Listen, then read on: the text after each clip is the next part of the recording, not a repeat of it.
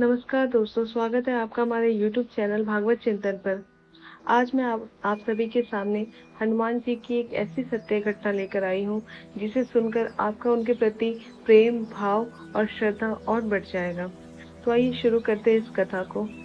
एक बार की बात है, एक साधु महाराज श्री रामायण कथा सुना रहे थे। लोग आते और आनंद विभोर होकर जाते। साधु महाराज का नियम था, रोज कथा शुरू करने से पहले आइए हनुमान जी विराजिए कहकर हनुमान जी का आह्वान करते थे। फिर 1 घंटा प्रवचन करते थे। एक वकील साहब हर रोज कथा सुनने आते। वकील साहब के भक्ति भाव पर एक दिन तर्कशीलता हावी हो गई। एक वकील साहब थे जो रोज उनकी कथा सुनने आते थे। तो एक दिन क्या हुआ, उन्हें लगा कि महाराज रोज आइए हनुमान जी विराजिए कहते हैं, तो क्या हनुमान जी सचमुच आते होंगे। तो उनके मन में ये सवाल ये हो गया कि क्या सच में हनुमान जी आते हैं उनके आह्वान करने पर। अतः वकील साहब ने महाराज जी से पूछ ही डाला। वकील साहब ने महाराज जी से पूछ ही डाला कि महाराज जी, आप रामायण की कथा बहुत अच्छी कहते हैं। उन्होंने कहा कि आप रामायण की कथा तो बहुत अच्छी कहते हैं, हमें बड़ा रस आता है, परंतु आप जो गद्दी प्रतिदिन हनुमान जी को देते हैं, जो एक गद्दी हनुमान जी को बैठने के लिए देते थे, ठीक है, उस पर क्या हनुमान जी सचमुच विराजते हैं। वकील ने महाराज जी से पूछ डाला, क्या उस पर सचमुच हनुमान जी आकर विराजते हैं, क्योंकि भगवान तो प्रत्यक्ष रूप से दर्शन देते नहीं है, ठीक है। तो उसके मन में ये सवाल आया। तो साधु महाराज ने क्या उत्तर दिया, हाँ, यह मेरा व्यक्तिगत विश्वास है कि राम कथा हो रही है तो हनुमान जी अवश्य पधारते हैं। अब हनुमान जी ठहरे राम जी के परम भक्त। तो उन्होंने कहा कि राम कथा हो रही है और हनुमान जी ना आए, ऐसा हो ही नहीं सकता। वकील ने कहा, महाराज ऐसे बात नहीं बनेगी। वकील अपनी बातों पे अडिग रहा। उसने हट लगा दिया कि ऐसे तो बात नहीं बनेगी। हनुमान जी यहाँ आते हैं, इसका कोई सबूत दीजिए। वकील ने कहा, मुझे इसका कोई सबूत चाहिए कि सचमुच हनुमान जी यहाँ पे आते हैं। आपको साबित करके दिखाना चाहिए कि हनुमान जी आपकी कथा सुनने आते हैं। तब वकील के तो मन में आ गया कि भाई हनुमान जी यहाँ रोज आके विराजते, इस बात को आप प्रत्यक्ष रूप से आप साबित कीजिए। अब ये तो मन के भाव है। अब महाराज जी भी दुविधा में पड़ गए। तो आइए आगे सुनते हैं कि होता क्या है। महाराज जी ने बहुत समझाया कि भैया, आस्था को किसी सबूत की कसौटी पे नहीं कसना चाहिए। या तो भक्त और भगवान के बीच का प्रेम रस है, व्यक्तिगत श्रद्धा का विषय है। आप कहो तो मैं प्रवचन करना बंद कर दूं या कथा में आना छोड़ दूं। कहता ही रहा कि आप कई दिनों से तो दावा करते आ रहे हैं, या बात और स्थानों पर भी कहते रहते होंगे। वकील ने कहा कि आप तो कई दिनों से ये दावा कर रहे हैं कि हनुमान जी आके विराजते हैं। यहाँ आप कह रहे हैं तो आप कहीं और भी प्रवचन करते होंगे, तो आप वहां भी जाके आप यही बात कहते होंगे कि हनुमान जी विराजते हैं। तो इसलिए महाराज जी आपको तो साबित करना ही होगा कि हनुमान जी कथा सुनने आते हैं। ठीक है, आप साबित करो ही कि हनुमान जी कथा सुनने आते हैं। यूं नहीं चलेगा कि आप उनको बुला दिए और वो बैठ गए और हम इस बात को कैसे मान लें। वकील अपनी इस बात को अड़ा रहा। इस तरह दोनों के बीच वाद विवाद होता रहा। मौखिक संघर्ष बढ़ता चला गया। दोनों के बीच में बहस होती चली गई। हार कर साधु महाराज ने कहा, हनुमान जी है या नहीं उसका सबूत मैं तुमको कल दिखाऊंगा। महाराज जी ने कहा कि हनुमान जी है या नहीं इसका सबूत मैं तुम्हें कल दिखाऊंगा, कल कथा शुरू हो तब प्रयोग करूंगा। अब उससे उनकी भी शक्ति और आस्था पे बात आ गई। अब उन्हें भी साबित करना था, भाई हनुमान जी है या नहीं, मैं कल प्रयोग करके तुम्हें उस बात को साबित करके अवश्य दिखाऊंगा। जिस गद्दी पर मैं हनुमान जी को विराजित होने को कहता हूँ, जो गद्दी वहां पे लगी हुई थी जिसपे वो हनुमान जी को विराजित होने के लिए कहते थे, उस गद्दी के बारे में बात कर रहे हैं कि आप उस गद्दी को आज अपने घर ले जाना।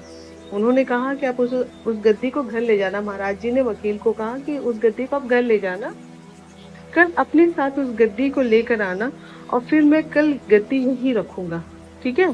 तो उन्होंने कहा कि मैं कल गद्दी वापस यहीं रखूंगा, तो कल अपने साथ लेकर आना इस गद्दी को। कथा से पहले हनुमान जी को बुलाएंगे, जैसे वो प्रत्येक दिन करते हैं कि कथा शुरू होने से पहले हनुमान जी को आमंत्रित करते हैं। तो उन्होंने कहा कल फिर मैं कथा शुरू होने से पहले हनुमान जी को बुलाऊंगा, फिर आप गद्दी ऊंची उठाना, ठीक है। देखो ये कहानी बताते वक्त मेरे भी रोंगटे खड़े हो जा रहे हैं, ठीक है। फिर आप उस गद्दी को उठाना। यदि आपने गद्दी ऊंची कर दी तो समझना ये हनुमान जी नहीं है। वकील इस कसौटी के लिए तैयार हो गया। अब समझो आप इस बात को कि अगर हनुमान जी आके विराजे तो किसकी हिम्मत, किसमें इतनी सामर्थ्य कि उस गद्दी को हिला भी सके। और अगर हनुमान जी नहीं बैठे तो वो गद्दी उठ जाएगी। इस बात को लेके दोनों के बीच में एक शर्त लगी, ठीक है। तो इस कसौटी के लिए वकील जो था वो तैयार हो गया कि अगर गद्दी उठ जाएगी तो इसका मतलब है कि हनुमान जी यहाँ नहीं आते हैं, और अगर गद्दी नहीं मैं उठा पाऊंगा तो मैं इस बात को स्वीकार कर लूंगा कि आप जो कहते हैं वो बिल्कुल सत्य है। ठीक है, फिर आगे क्या होता है। महाराज ने कहा, हम दोनों में से जो पराजित होगा वह क्या करेगा। अब तो यहाँ पे बात भक्ति भाव श्रद्धा के साथ साथ जीत और हार की भी हो गई। ठीक है, तो हम दोनों में से जो हारेगा, पराजित होगा, उसका भी निर्णय कर लेते हैं कि कौन क्या करेगा। यह तो सत्य की परीक्षा है। मेरा तो परम विश्वास है कि मेरे हनुमान जी आके यहाँ पे विराजते हैं। ठीक है, तो वकील ने कहा, मैं गद्दी ऊंची ना कर सका तो वकालत छोड़कर आपसे दीक्षा ले लूंगा। ठीक है, वकील ने कहा कि अगर गद्दी मैं नहीं उठा पाऊंगा तो मैं आपसे वकालत अपनी छोड़ ही दूंगा, मैं आपसे दीक्षा ले लूंगा। और फिर वकील ने कहा महाराज जी से, इतने पे बात नहीं बनी, वकील ने फिर महाराज जी से कहा कि अगर आप पराजित हो जाओगे तो आप क्या करोगे, आप भी आज ही इस बात को तय कर लो। तो साधु ने कहा, मैं कथा वचन छोड़कर आपके ऑफिस का चपरासी बन जाऊंगा। तो साधु का विश्वास इतना मतलब ज्यादा था भगवान के ऊपर, इतना ये था कि वो कहने लगे कि मैं आपके साधु का कथा वचन छोड़ के आपके यहाँ चपरासी बन जाऊंगा। ये होते एक भक्त का विश्वास भगवान के ऊपर। अगले दिन कथा पंडाल में भारी भीड़ हुई। जो लोग रोजाना कथा सुनने नहीं आते थे वे भी आए, भक्ति प्रेम और विश्वास की परीक्षा देखने। ठीक है, आखिर जीत किसकी होती, भगवान के प्रति। हम लोग सब भगवान की पूजा करते हैं, भगवान कभी हमें प्रत्यक्ष रूप से दर्शन नहीं देते, लेकिन यहाँ पे एक बात लग गई थी हार जीत की, सत्य असत्य की।